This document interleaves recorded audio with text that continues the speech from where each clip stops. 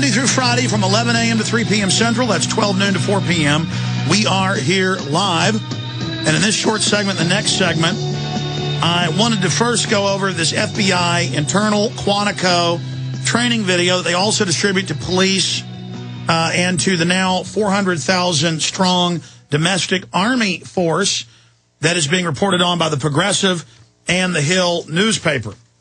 In fact, I'll show that again to everybody here on TV who's watching us at prisonplanet.tv.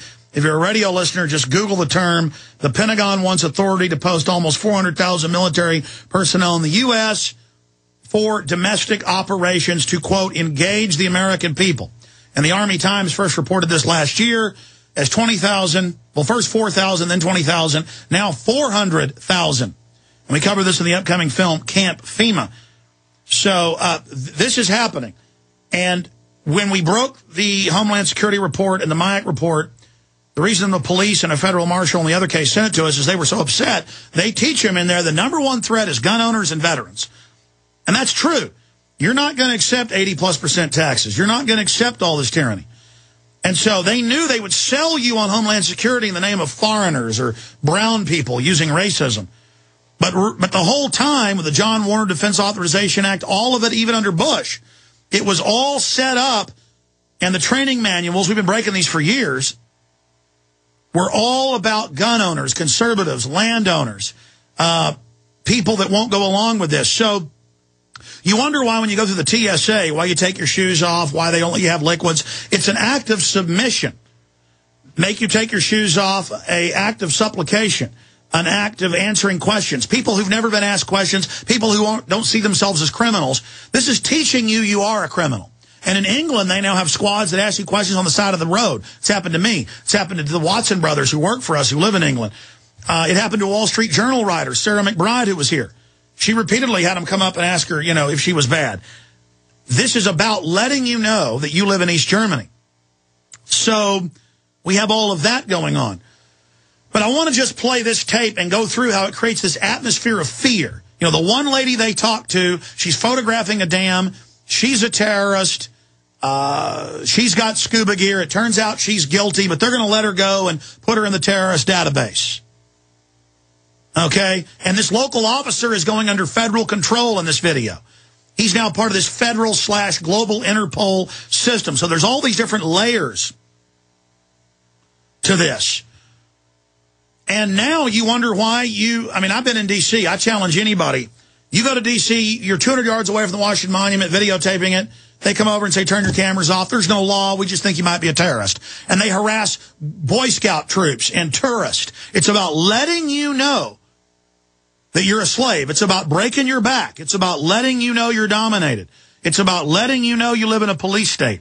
Local San Antonio News tried to go down to the new NSA base, taking over the Internet. Quote, killing the Internet to save the Internet. And the feds come off base and threaten to arrest them and grab their camera. This is the new America, where the military runs your life just like Guatemala or Nazi Germany. Bill would give presidency emergency control over the Internet and create a new group of private IT officials that work for the government. Just like under InfraGard, with the FBI recruiting 55,000 executives with shoot-to-kill orders over their employees. And they now are going to control all the private networks, and so you can't have a network unless the Imperium, the commissariat, the political police give you the authorization. And all this national news has been calling for my arrest and for people putting up Obama posters saying fascist or socialist. You know, here's the local paper outside Austin, Freedom of Hate Speech. And they say there's not a law against putting these up in Hays County, but there should be. Alex is evil. See, this is the new Sovietization. So we're going to go to break and come back and play most of this little 13-minute training video. I'm going to stop and make a few comments during it. Then I'm going to get into a full breakdown of how the feds operate, how the globalists operate, how they're demonizing militias, how they're infiltrating militias, how they're creating militias, which then the feds direct to do violent things. They find unstable people. We're going to explain the MO of purely provocateur staged events by the feds and private mercenary groups we know they're using, and foreign governments are also here in the U.S. Israeli and British intelligence have been caught involved. We told you years ago Cheney had private hit teams in the U.S. Now it's been declassified because this current CIA director doesn't want to go to prison for it. And we're going to walk through how in every case, when they find out that an entire Klan group is founded and run by the feds, every white supremacist group run and founded by the feds, this is to radicalize political discourse inside the United States and to get us all infighting with each other. And I want to warn the feds that are part of this and the private mercenary groups that are part of this. You're going to be hung out to dry by your bosses, just like Hal Turner, who they admit was their informant, but now they're sending him to prison for making the threats too loud and too bold. They will set you up just like Lee Harvey Oswald and Tim McVeigh. This is Alex Jones. Have you heard of the Millionaire Patriot? Well, you should. He has a free handgun and 5 days of firearms training waiting for you. That's right. You can attend 5 days of world-class gun training at Front Sight Firearms Training Institute and secure a 30-state concealed weapons permit, all for pennies on the dollar. Plus, if you act fast, the Millionaire Patriot will give you a free Springfield Armory XD pistol in the caliber of your choice. I believe now is the time that you and your family need to be armed and trained to levels that exceed law enforcement and military standards. Front Sight provides such training without any boot camp mentality or drill instructor attitudes. This is real. Don't miss out. Secure a Front Sight defensive handgun course, plus a 30-state concealed weapons permit for pennies on the dollar, and get your free handgun. Go to frontsight.com today. That's FRONTSIGHT.com. Go to frontsight.com for your training and free gun.